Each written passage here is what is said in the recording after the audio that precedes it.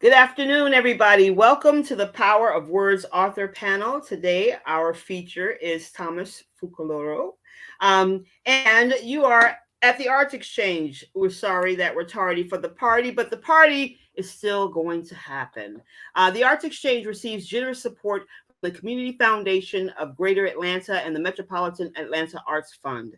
The Fulton County Arts and Culture under the board of the Fulton County Board of Commissioners. You know, you would think I would be able to memorize this, as many poems I've memorized in my life, but it's just not happening. The brain is not accepting new information. We are also funded by the Lubo Fund, Aid Healthcare Foundation, Fidelity Charitable Funds, and Food Well Alliance. Additional support is provided by members and donors, and we thrive on donations and support from our generous donors, and that could be you. So please consider donating to the Arts Exchange today. You can find us at www.artsexchange.org. And our guest today is Thomas Fucaloro, and I'm so excited. I don't know about you, but I feel fancy when I get the manuscript from authors' books before the book is like out. It just makes me feel shiny. How are you this afternoon? I'm good. It's a Sunday, so that's good. So I'm feeling Yeah, good. it's a nice day to relax and kind of chill. Yeah. What does your average Sunday look like? My average Sunday, it changes all the time. All Yeah, the time. Either poetry events or sometimes just working locally with vendors or sometimes just vegging in front of the TV. There's so many different, like Sunday wears a different mask. yeah. But it's just nice to be able to take that breath and I feel like the weekends are for us to choose what we want to be involved in. You know, the rest of the week we get told to do things that maybe we don't want to do, but the weekend is for the choice of the people. Yeah. I'm going to read your bio. Oh, You are the winner of a performance grant from the Staten Island Council of the Arts and the NYC Department of Cultural Affairs.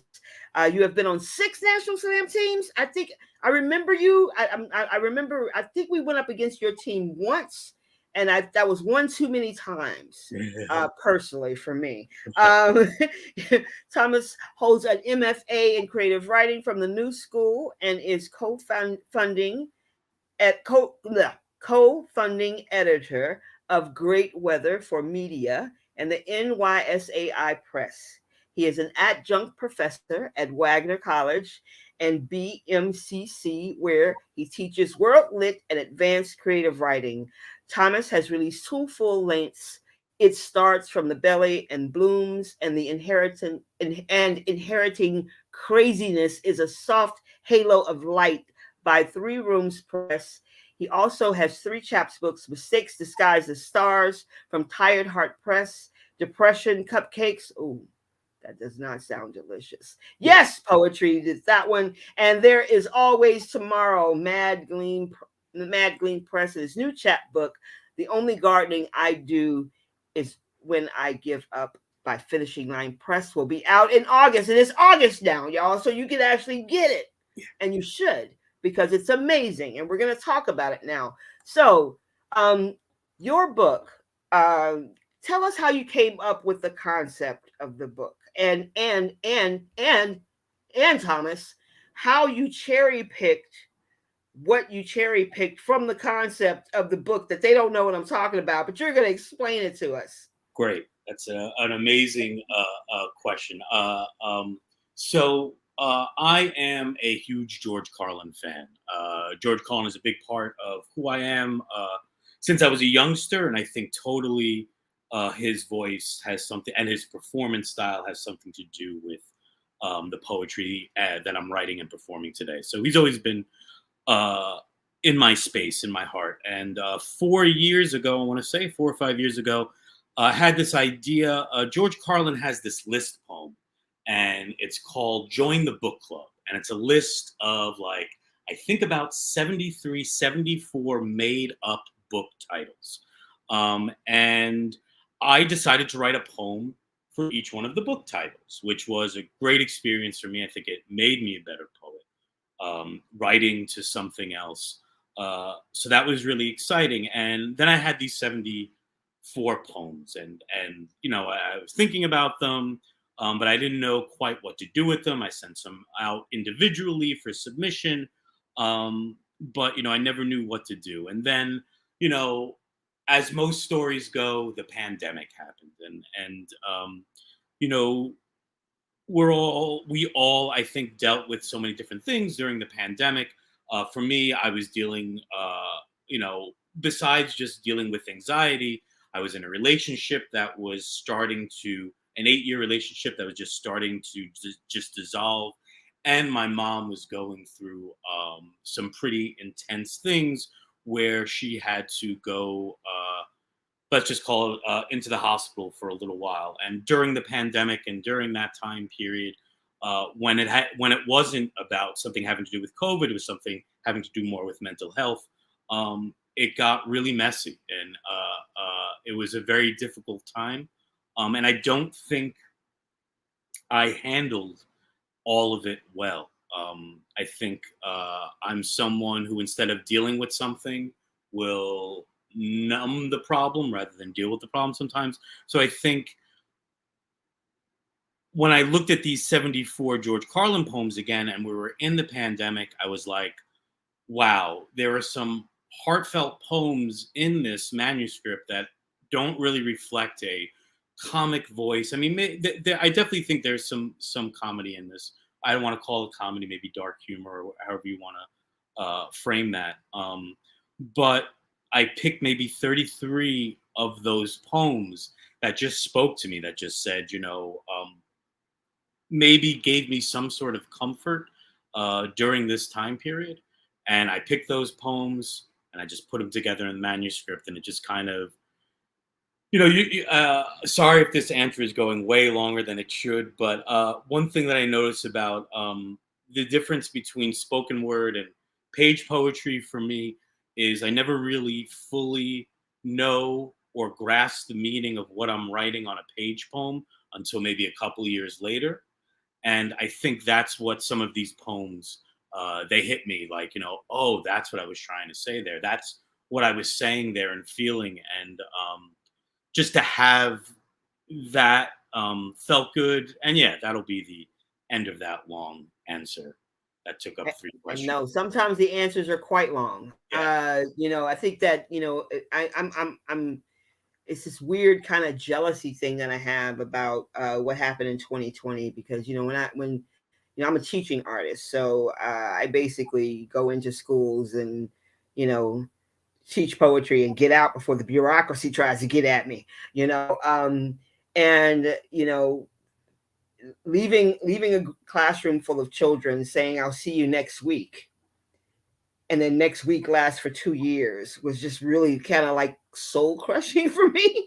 And also, like, the Thanos snap made sense. I was like, that it could happen. Like, I literally lost all my jobs Yeah. like that, and then that whole idea of like, okay, you know how do I survive? What am I going to do? Right. And I mean, I was like fetal position, depressed down for months. And then after I felt like I was climbing out of it, the creativity wasn't coming. Like I'd watch the news and be like, I already wrote that damn poem. And then, you know what I mean? And it really stifled my creativity in a very weird way. And I feel like I'm just now getting on the other side of it. Where I feel like I am possibly in a space to create, but maybe it's not poetry this time. Maybe it's the 2 YA novels that I've been scribbling on for 3 years. And, do you ever feel like that you get to a point where you have to check out of one type of writing and check into something else? And how do you navigate that? How do you know when you've hit that creativity space of, okay, I got to put this down for a minute, and then work on something else? How do you process it? How do you go through that?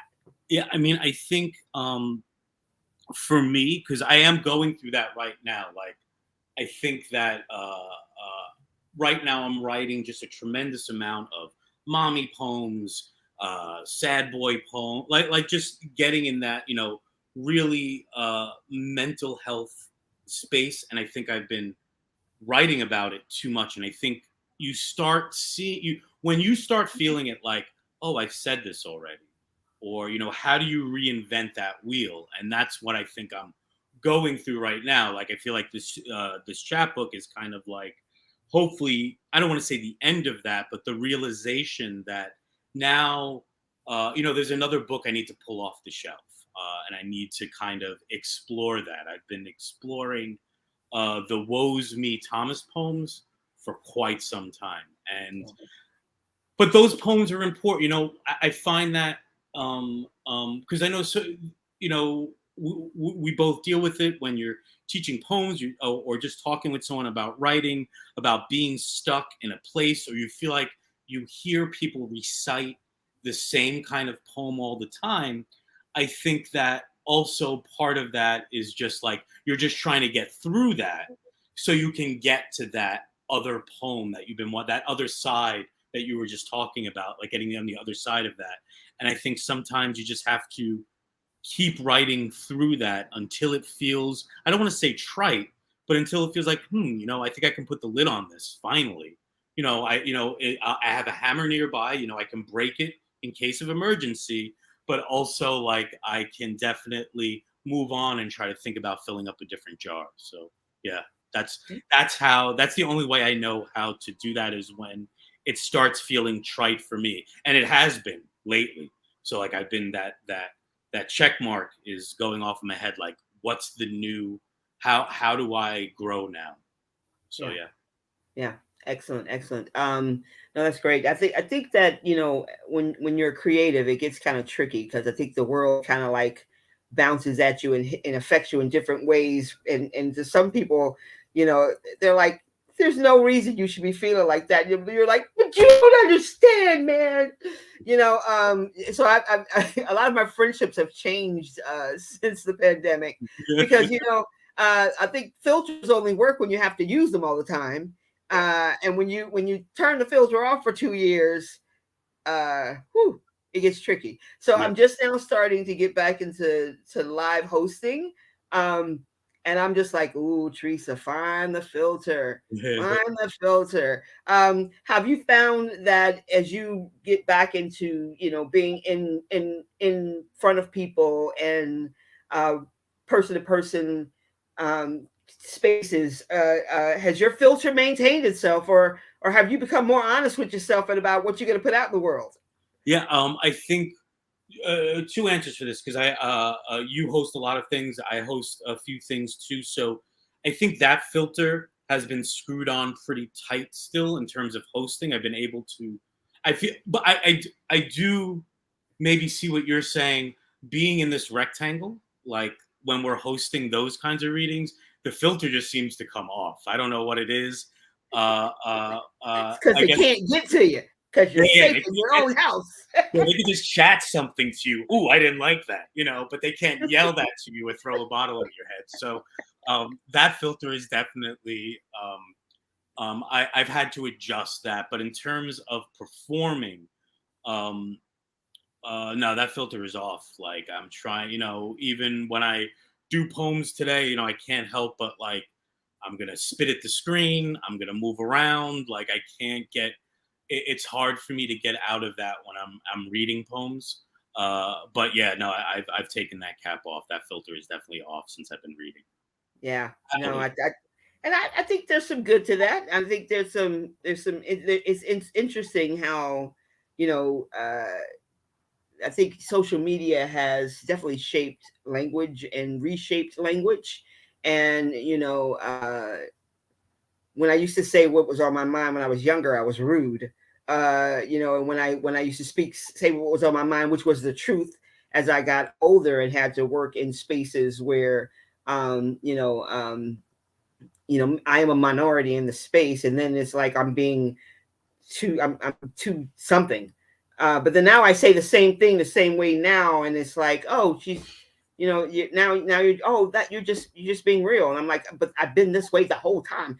But I think the social media definitely has this way of shaping and reshaping language, and that sometimes we get stuck in that place of trying to fit into those definitions when we already had a definition that was a better definition. So when you work with, are you working as a teacher? Are you back in actual physical classrooms now? Yeah, so we start actually tomorrow, and yes, back in actual classrooms. We were in actual classrooms last semester too, which was a really great feeling. That felt really good. Again, um, I'm sure you've dealt with this, or people out there. Teaching to a screen is difficult. It's a difficult, and especially when you're dealing with younger kids too. I'm fortunate enough to deal with some college kids, but like younger stuff I've done too online, that can be extremely challenging. But being in front of people, yeah, that's been great. I do feel though that my filter isn't on as tight as it should be in person.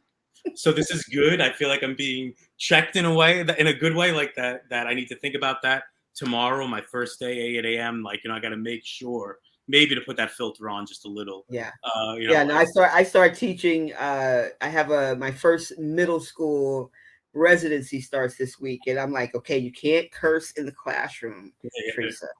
You can't curse. The kids are gonna want to hug you, and you can't do that. And so it's like have to relearn, those things because you know, well, back when I had 4 feet of hair and was shiny, kids just came to me like, oh, I gotta hug you. I gotta get some of that energy on me. But now it's just like, you're like, no, no, wait, we still have a pandemic happening. yeah, You're a cootie carrier, doing that matrix lean. yeah, But college kids, not so much. I do like working with college kids, but I think that there's something refreshing to me about working with middle school age kids. I think that's my favorite age because they're just like right on the edge of jaded, but they still like that sticker on the paper. You know what I mean? It's like I yeah. want to be hard, but look, I got a sticker. I love that kind of balance. What is your favorite age group to work with? Well, I did middle school for a very long time, so I love that age group. Like, just to add to that, they're also starting to go through changes, whether it be mentally, physically. So that's the beginning of something, of maybe a transition. Yeah, You'd say so. That's I think, a really great time to be a part of that, because high school, like, they're feeling something completely different, and I felt more at home with middle school. With that said, though, college kids, I really enjoy that because I'm very fortunate where I teach, especially at Wagner, where I can kind of um, do what I want. Like, so I could, you know, uh, uh, teach a Taylor Steele poem, or I could, teach an Adam Faulkner poem. Like, I could do certain things, and I don't have to follow something where I have to present Walt Whitman again. Or, not saying that there's anything wrong, just like I'm able to, like, I have courses that are like, one course is called pop culture, comic books, and poetry. And it's a really great access point into teaching poetry because I use the site Freeze Ray, which is all about pop culture poems. My students, as part of the work they have to do, is to go through that Freeze Ray site. When you share a poem with someone about Ariana Grande, that is such an access point for someone who, like, Wagner is a bunch of like nursing and psychology students, and so their access points to poetry are like, Robert Frost, and that's fine, and that's great, but I think there are other ways in. A poem about Pac-Man, or you listen to someone like Omar Homan, who has so much nerd culture in their poetry, or Patrick Roche. Like, you have all these new access points that doesn't have to deal with some sort of archaic language or archaic way of thinking, and that's exciting to me. So right now, that age group, with that sort of freedom, that freedom comes at a price. I get paid shit, but um, and no benefits and stuff like that. But anyway, I'm sure. But with that freedom, though, there's something there to, like, I think about it now and I get a little choked up about it, because there's great connections that happen when you're able to give people those access points. Yeah. Yeah, sorry. Yeah, no, yeah. You mentioned Omar. I had the pleasure of getting beat in a slam by Omar last weekend. It was awesome. Haven't we all had the pleasure of being beaten by? But I forgot. I mean, I haven't seen Omar in 10 years, and I was like, I'm looking, I'm like, is that because the Omar I knew 10 years ago was like skinny and a little bit shorter than that. Yeah. Now he's all muscled up, and still kicking my butt in poetry. Yeah.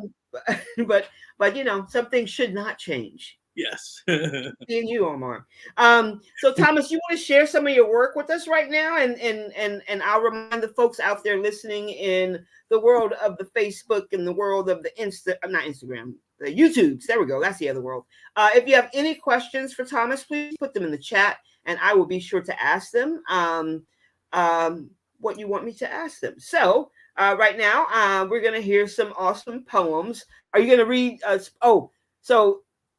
Okay, no, we'll talk about it after you do that. I'm hoping you do the one. I don't want to tell you to do the poem that I really, really like that made me laugh, and I had to step away for a minute because I wasn't expecting where it went. But I'm gonna hope you do it, and if you don't, I might ask you to do it after you finish reading because I just love hearing your voice. All right, y'all, Thomas Fucaloro. All right. Yeah, so I'm going to just start off with a regular poem, and then I'm going to get into some poems from the chapbook. I deal with anxiety, like I mentioned before, and one of the ways I deal with anxiety is I play with Legos. I really like Legos. They help. And that's where this poem comes from. Legos is not the plural of Lego. Lego is the plural. The singular is Lego brick. Oh, and fuck you for not knowing that. The person on my Facebook post said as they flaunted the proverbial grammar check on a social media platform that shares half-truth meme knowledge every day. I love Star Wars Legos was my original post. The thought has been conveyed. If I said I love Star Wars leg guy, I would think, hey, maybe some engagement around the word might be necessary. I do appreciate knowing the proper verbiage, though.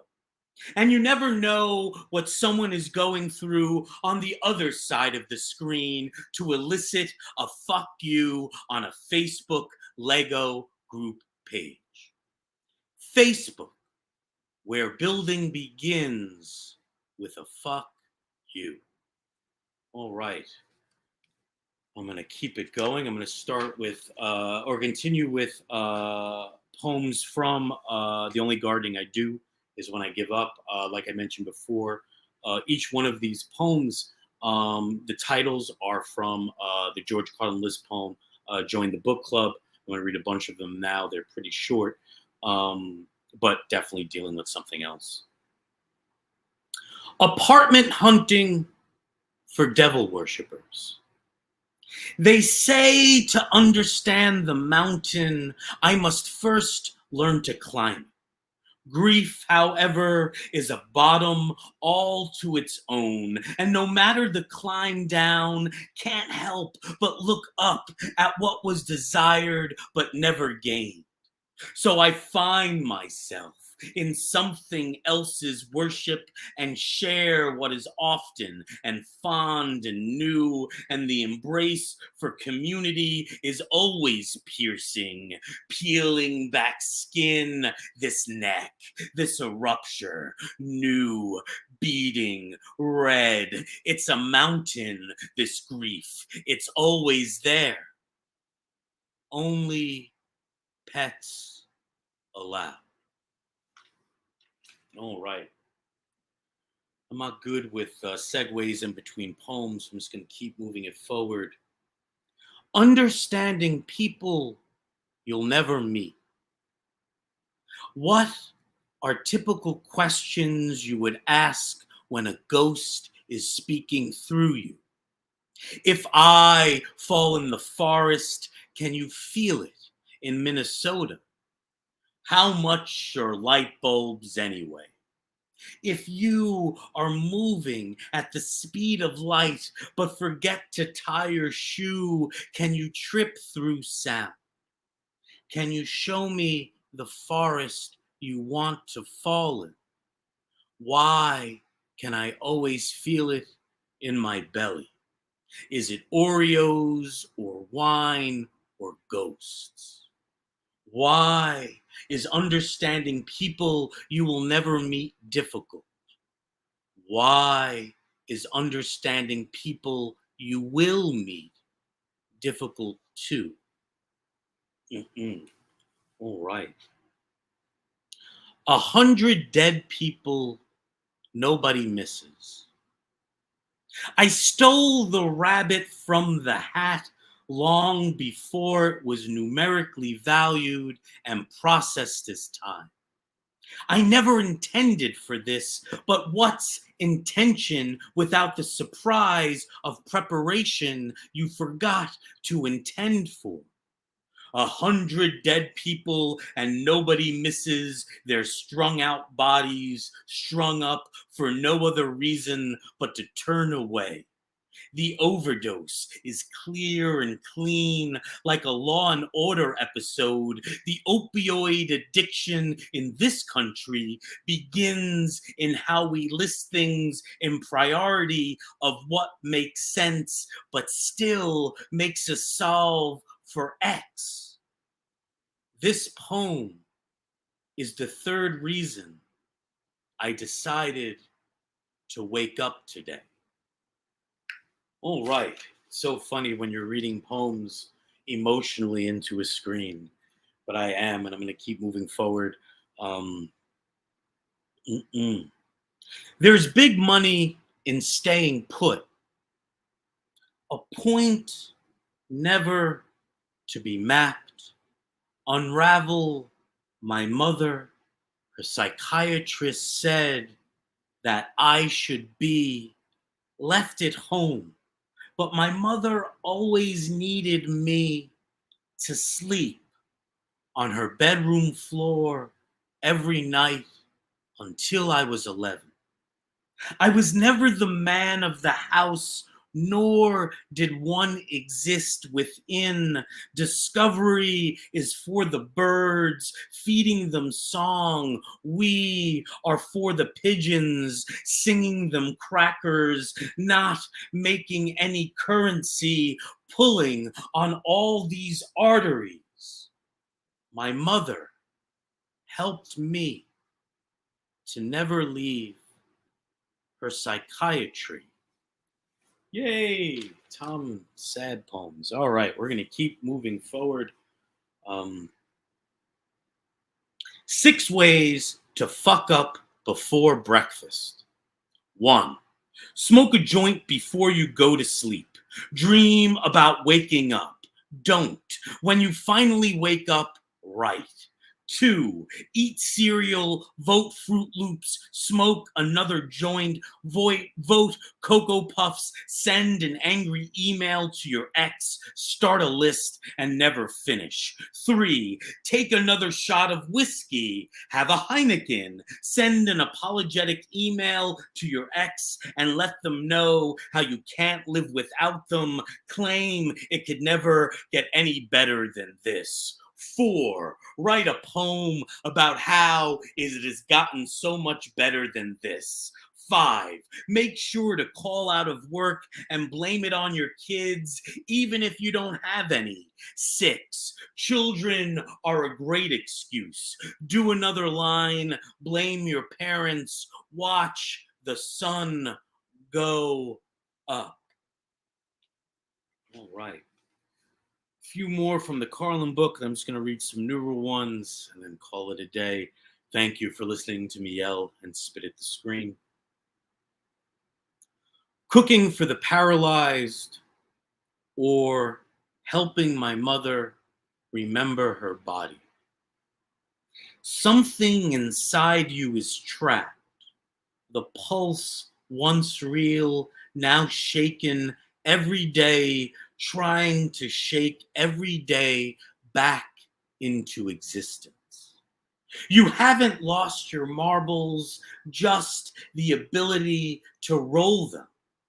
You are an ostrich with no land to claim for burial. You are a funnel that starts so grand, then becomes so I am a point on the map you can no longer find.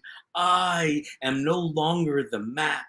You are no longer the compass, but you still spin. I need that kind of direction in my life. Maybe pasta with garlic, red sauce, and a splash of gin. All right, three more from the Carlin book. The Carlin book, that's what I'm calling it, I guess. And then a couple of newer pieces. Yeah. A complete list of everyone's personal effects. If at first you don't succeed, buy a flamethrower.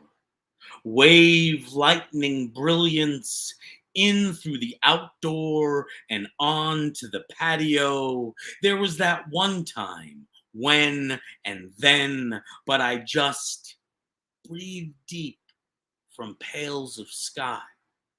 Watch the once burnt to a crescent tip. Everyone makes a big deal about the moon. I don't know what all the fuss is about. It's just a rock, orbiting, trying to drift away, silent. I gave up hope and died, and it worked. You can succeed at dying by giving what you need most in order to pass the savings onto someone else who may need a few more pennies in the bank. When the brick shatters the body with contrast and ghost becomes blood. Bluer is red to collage and die from the inside, looking the same as the person who gave up hope before you, and it worked. So I'm going to do one more from my new chapbook. Please, Finishing Line Press, if you want to check it out. I know Theresa in my bio said it comes out in August, but because everything is pushed back because of the pandemic and all that good jazz, I believe it's going to be more like the first week in September. But anyway, blah, blah, blah. This is the last poem in The Only Gardening I Do Is When I Give Up. And then I'm just going to read a couple of mommy poems and then pass it back to Theresa. Why Hawaii and Norway are not near each other. Shake existence back into these hips. It starts with distance and it ends in dance. Fill these lungs with tap shoes, 1, swollen lymph node, 2, shake existence back into fear and calm are not near each other, but I understand anxiety. That shitty piece of land no one wants to build upon except parking lots and off-track betting. It starts with dance and it ends in distance. They found something inside my chest. It's not a heart. And 3, 4, I think I have 3. Actually, I don't know if I have more time left. So I'm going to read maybe just a short poem, and then I won't read the sad mommy poems. So this isn't from the chapbook, but it is after George Carlin. George Carlin has a piece of a spoken word piece called "A Place for My Stuff," where he talks about a place to keep his stuff physically, in physical places like drawers and stuff. So this is where this poem came from. After George Carlin, a place for my stuff mentally. Actually, this is just a place for my stuff. That's all I want. That's all you need is a little place for your stuff. Everybody's got a little place for their stuff. That's all your poetry is, a place to keep your stuff. If you didn't have so much stuff, you wouldn't need so much poetry. A poem is a pile of stuff with a title on it. Everyone's got a little pile of stuff. All these little piles of stuff. That's what your poem is, a place to keep your stuff while you go out and get fucked up by more stuff. All right, I think I'll just end it there. No, you have as much time as you want. That was awesome. But I am going to ask you to do the poem that made me laugh because it was super short, but it just did not go where I thought it was going to go. And the poem is How to Wave Goodbye Without Moving Your Arms. All right. And my son was like, what is so funny? I'm like, I don't know. I wasn't expecting this. Okay, awesome. Let me just pull that up.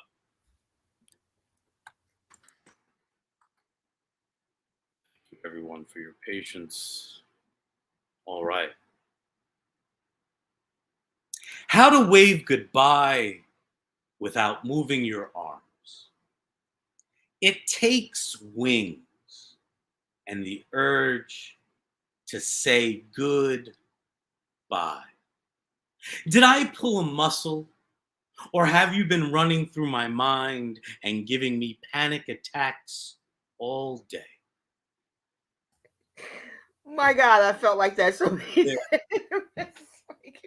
That was awesome. Thank you so much for sharing. It was great. I think that I'm just fascinated by the idea of taking a list poem and creating different. It's inspiring me to like kind of look for a text that I feel like there's multiple titles within it, and just trying to do something with it. As I've been working on my new manuscript, which for 3 years now, and it was supposed to come out in 2020, but then you know what happened in 2020. What? Yeah. Yeah, I'm still working on it, and I'm getting, as I do these interviews and as I start, getting back in a place where I'm hearing poetry, it's inspiring me more and more to go ahead and just like, and I think part of my hesitation is I just feel like it's going to be this huge word dump of like angry, and I just don't want to be angry. But like you said earlier, sometimes you got to get to that place so you can get past that place. So I just think I just need to just like let it go and just be like, I don't know. I don't know where the bodies are buried, but apparently they're in Lake Mead. But I didn't put them there. But that's bad. Do you have anything that's coming up where people can come see you if they're in your town, or any virtual things that you're doing to let us know about? Yeah, I mean, virtually, except for this Wednesday, but every Wednesday following, we do something called a 10-minute feature. Great with for media. Theresa's done it before, where we just have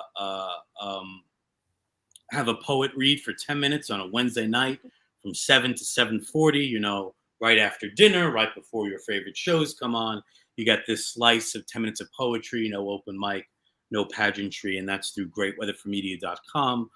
We also released an anthology called Arriving at the Shoreline. You should definitely check it out. We have some great poets in there, like Martina Spada, Lady John W. Snyder, Peggy Robles Alvarado. So we just have a lot of great poets in there. And then just check out my chapbook. There's a few other things I'm doing, like this Friday coming up, the Brooklyn Wildlife Festival that happens in Bushwick. That's starting at 10 o'clock. But to say that I know where that is, I don't. But I'll post it somewhere in the chats or something.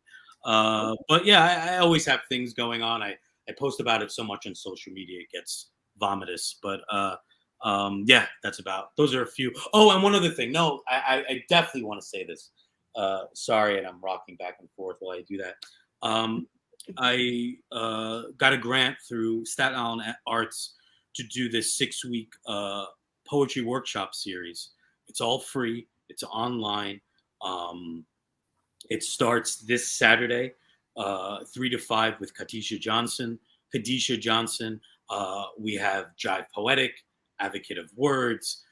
We have so many great poets who are going to be part of doing it. It's a 6-week workshop. It's all free. I could put the registration link in the chat, as I said. But yeah, and it's just amazing poets sharing what they do best, teaching and poetry. That sounds awesome. It sounds like something I might need to do. So yeah, and this program will be live on Facebook now, and it'll be live on YouTube later. So at any point, you can go in and put it in the comments, and it'll show up everywhere. I want to thank you so much for sharing your Sunday with me, or part of your Sunday with me, as we get to choose what we want to do on the weekends. I appreciate you so much. I appreciate your words. I wish you so much luck and success on this new chapbook. It is hilarious, but like you said, it's funny, but it's that dark funny, and I think that's my love language, dark funny. Yeah. So I love it, and sometimes I'm like, that's probably inappropriate to laugh there, but I think Thomas wanted me to laugh right there, so I'm gonna do that. But I want to thank you so much. Are there any parting words that you would like to leave with our audience? Yeah, I think, we were talking about this, that you would say, you would at the end, like something you said, oh, time is real. I think poetry is unreal, and that's what I want to leave with. That there's something about it that maybe it's real to you once you feel it. And now I sound really hippie-ish. Oh, it's unreal, but like, it's just, there's something about it that is an organism in and of its own, that I think is a beautiful thing. And yeah, and feeling, being able to be part of everyone's unreality and put it into their reality is a beautiful thing. So I'll leave it there. Thank you so much. Thank you, everybody, for listening.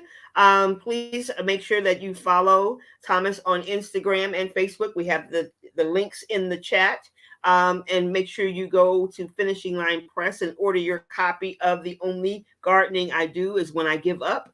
And please enjoy the rest of your Sunday. Thank you again, Thomas, for joining me today. You have been at the Power of Words author panel, and we had some powerful words delivered to us today. Thank you on behalf of the ArtsXchange, and thank you as a friend. Yay! Have a great rest of your day. Thank you all for listening. And that's our show today. Bye. Thank you, Thomas. Bye. So